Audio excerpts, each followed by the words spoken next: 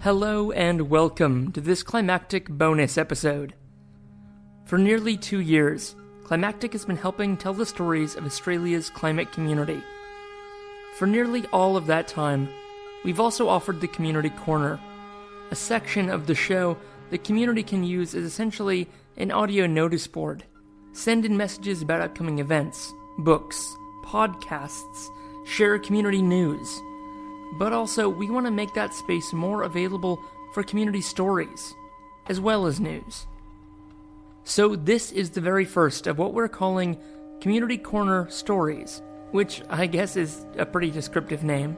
And the first of these stories is one originally recorded for the ABC Radio National's Life in 500 Words project, but it was kindly shared with us as well. If phone recordings are good enough for ABC RN, well then I take that as a sign of approval for what we've been doing since 2018. And it means there is no bar set above your reach, climate community. If you have something on your mind, on your heart, a story to share, please just email it to us at hello@climactic.fm, and we'll work with you to release it. This first story comes from Madeleine Habib, a mariner, humanitarian, and recently high-profile activist, with her story in her own words. Enjoy.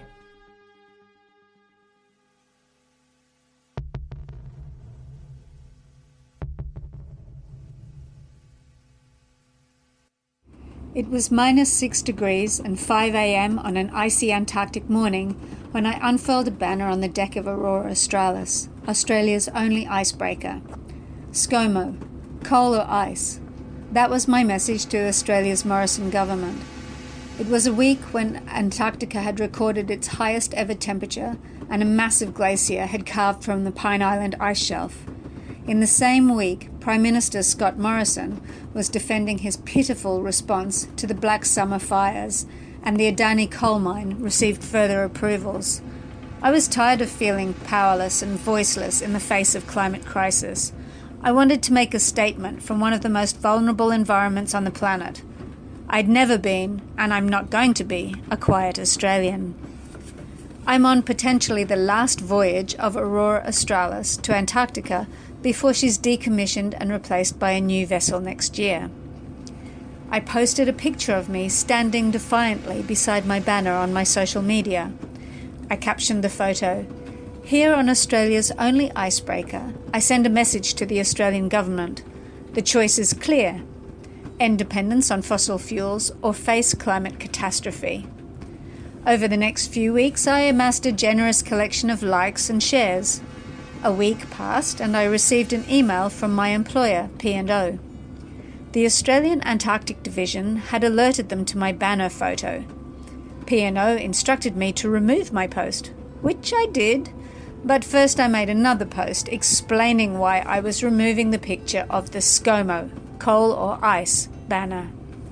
This provoked an impressive flurry of reposts and shares and comments, and before I knew it, I had media requests wanting to know my story. I had thrown a rock, and the ripples were spreading wide. The Guardian ran it as the lead story on the front page, and various organisations such as Get Up used social media to push the story, and this combination ensured a viral spread of the image of my bright green banner against the backdrop of the orange ship Aurora Australis pushing its way through the ice. Perhaps I risked my job, but I stood by my decision to encourage the spread of my message. What's a job worth on a planet plagued by climate chaos? I made a further post against the backdrop of Australia's Mawson Antarctic Station, defending my right to raise my voice against climate injustice. I'm determined to do whatever I can to encourage wise decision-making on issues that impact all of our futures. P&O have issued a statement saying that it encourages employees to participate in causes that are important to them. They also posted an SBS news story about me and the coal or ice banner in the Industry News Roundup. This has guaranteed international coverage throughout the maritime industry. All of that from a banner that was unfurled for 5 minutes and only seen by penguins, snow petrels, and albatrosses.